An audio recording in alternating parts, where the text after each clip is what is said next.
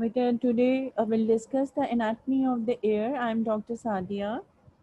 So the ear is divided into three parts like the external ear, the middle ear, the internal ear. And today we'll discuss the external ear in detail. So what are the different parts of the external ear? The external ear, the different parts are the auricle, that is the pinna, the external auditory canal and the tympanic membrane. The middle ear contains the auditory ossicles, the oval window and the eustachian tube, and the internal ear contains the semicircular canals, the vestibule and the cochlea. So these are the different parts of the ear and we'll discuss one by one. So today we'll discuss the external ear, and this is the pinna, and it is formed by the external elastic cartilage, and this is these are the different parts of the pinna. This is the helix of the pinna, and this is the crus of the helix. This is the crus of the helix, and this is the helix of the pinna. So pinna is formed by the elastic cartilage, and these are the different curvatures of the pinna. That is the helix of the pinna, and this is the crus of the helix, and this is the helix of the pinna, and this is the antihelix, and these are the Y-shaped crura of the antihelix. There's a depression between the Y-shaped crura of the antihelix. This is called triangular fossa. So the depression between the helix and the antihelix, this is called scaphoid fossa. And here is a fossa which is above the crust of the helix. This is called a concha, and this is called a external auditory meatus, an opening which actually connects the pinna to the external auditory canal. So this is an external auditory meatus, an opening which connects the pinna to the external auditory canal. This is the tragus, and this is antitragus, and in between the tragus and the antitragus we have a antitragic notch. So this is an antitragic notch, and this is the lobule of the ear. This is a fibrofatty tissue. This is the lobule of the ear. So these are the different parts of the pinna. And what is the function of the pinna? It actually collects the air from the external environment and transmits it to the external auditory canal via the external auditory meatus. So this is a pinna. We have already discussed it is made up of an elastic cartilage, and it has different important curvatures, and which actually gives the beauty to the ear, and it transmits. What is the function of the pinna? It transmits the sound waves from the external environment to the external auditory canal, and the external auditory canal has one third that is made up of cartilage, and it is covered by a skin, and the remaining two-third it is bony, and this bony part is formed by the tympanic plate.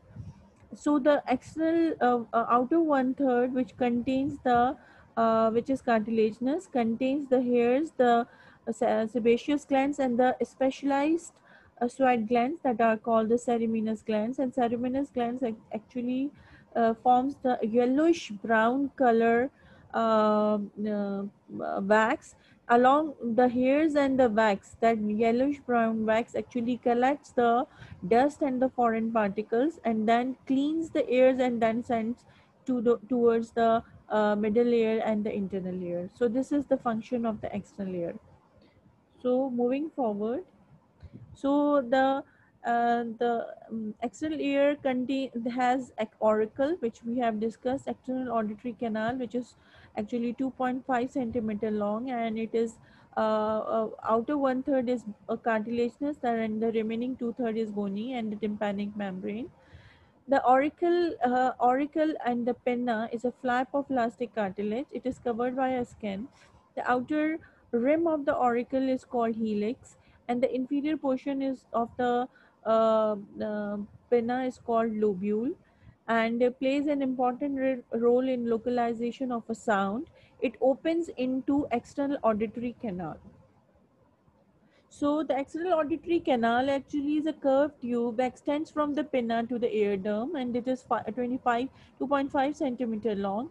Near the external opening of the external auditory canal, it contains the few hairs. But I already told you the outer one third of the external auditory canal is cartilaginous. It is covered by a skin, and it contains the hairs and sebaceous gland and the ceruminous gland.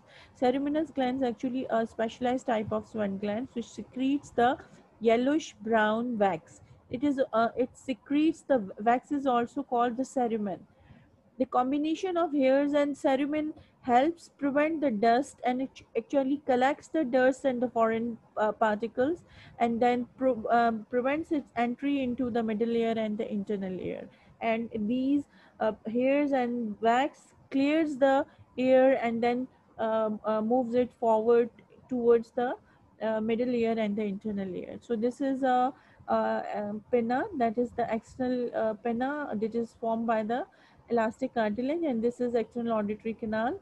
So these both actually forms the external ear. And the sensory supply of the external ear is given by the auriculotemporal nerve, which is the branch of the mandibular nerve, which is the branch of the trigeminal nerve, and it is also gets its sensory supply from the auricular branch of the vagus nerve. And external air drains into the preauricular nodes or the parotid nodes, and the postauricular nodes or the mastoid nodes and other superficial cervical node also get takes the lymphatic drainage of the external air. So it is all about the external air, and in the next video we'll discuss the middle ear. Thank you so much.